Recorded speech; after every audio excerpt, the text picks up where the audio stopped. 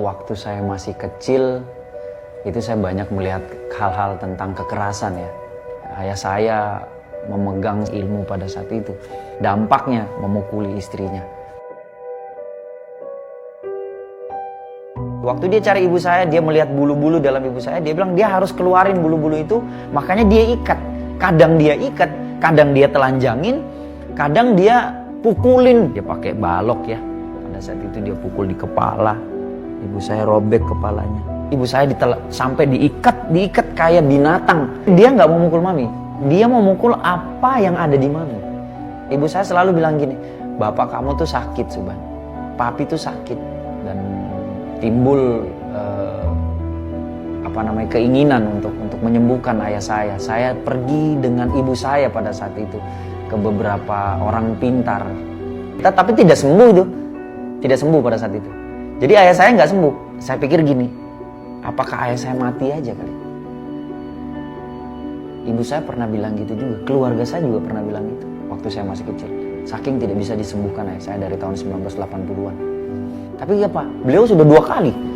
2 kali beliau coba bunuh diri. Tapi nggak mati juga tuh. Dan itu dampak membuat kondisi hidup saya menjadi satu orang yang keras pada saat itu. Gue pada saat itu berusaha untuk mencari bagaimana caranya sih untuk menjadi satu sosok yang ditakuti oleh orang. Makanya saya pukul security yang di klub, saya buat keributan di klub, saya bawa ke Bali, saya ribut di Bali, saya tusuk orang di Bali, saya potong tangan orang ini, habis itu. Sangat puas, saya sangat puas. Ketika saya tusuk, saya bilang sama orang itu saya bisa makan darahnya. Di depan muka orang itu darah itu saya siram. Kamu mukanya keren banget, tapi lu gila. Bahasa itu yang saya suka pada saat itu. Kalau sudah sendiri di rumah, itu suka bilang gini sama diri lo. Salah. Saya percaya itu pembunuh di luar sana ya. Lu bohong. Kalau lu tidak rasakan hati kecil lu bilang lu salah. Tapi karena omongan banyak orang bilang lu bagus, lu punya ini. Itu yang membuat kita tuh jadi tetap terus. Tahun 2006, 2005 pada saat itu. Saya ketemu dengan satu pribadi. Dia nanya. Dia bilang, bro ada sesuatu yang lu mau omongin mungkin bro. Mau omongin pada saat itu. Saya bilang, lu tahu apa bro? Tapi apa pada saat itu, begitu saya pulang, ini kenapa anak itu gue sendiri ingat anak ini. 2 minggu setelah saya ketemu sama dia, itu saya ngomong sama dia. Saya ngomong, saya punya masalah keluarga. Tahu apa yang dia bilang? Dia cuma bilang gini, Suban,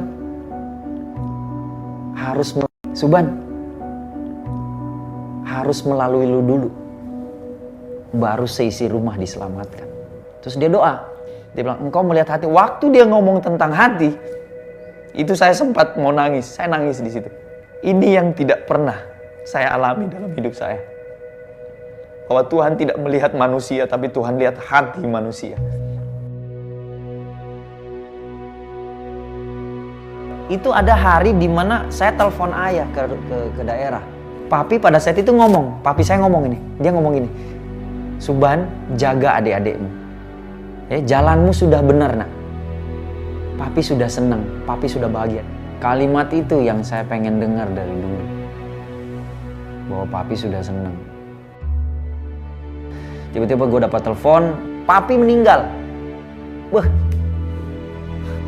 di situ momen dimana saya itu gue sendiri jatuh, tapi apa? Tiba-tiba itu ada kayak flashback gitu. Oh iya, keluarga gue mintanya bokap gue meninggal. Nyokap gue sendiri pun minta seperti itu. Gue pun mengiyakan itu pada saat itu. Bilangnya apa? Kasihan papi kalau kayak begini. Gue bilang, Yesus, kalau memang bokap gue itu meninggal bareng dan sudah ada di sorga bareng lu, bikin bokap gue itu tersenyum. Begitu gue lihat itu, ini peti ya, ini peti. Jadi gue melihat gini, gue lihat pelan-pelan. Ayah saya senyum, Di situ saya jatuh, nangis. Kenapa baru sekarang saya percaya Yesus satu pribadi yang bisa menyembuhkan segala macam hal. Cari Yesus. Dia pribadi yang sangat bisa merubah. Jangan berhenti untuk berdoa, bro. Jangan berhenti untuk berdoa. Jangan tahan sesuatu yang baik itu mau masuk dalam diri. Saya Muhammad Subhan. Ini aku.